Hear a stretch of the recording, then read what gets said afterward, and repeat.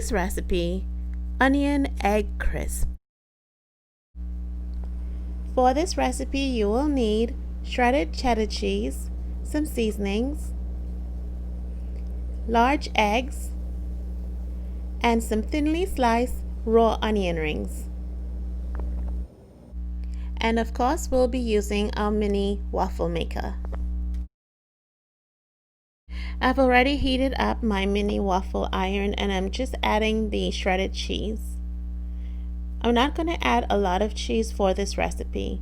I would say about a tablespoon of shredded cheese. Now I'm adding the onion rings.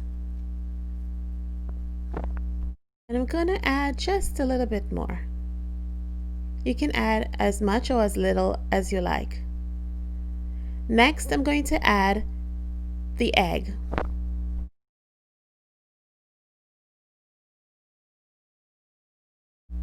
Now I'm going to add the seasonings, and you can add any seasoning that you like on your eggs.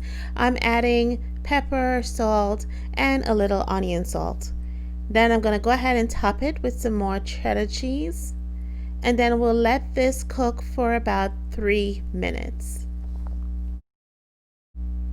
Okay, so our 3 minutes is up, and you want to carefully remove it from the waffle maker. At this point, the waffle maker is very hot, so I'm using this tool to remove it.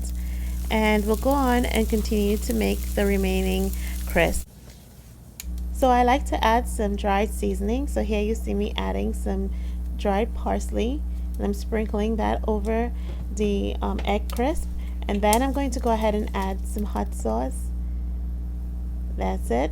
Love my Valentino hot sauce. I'm just going to go ahead and add a little of that over the crisp. Now you can add any seasoning you like. Sour cream will work really well here as well.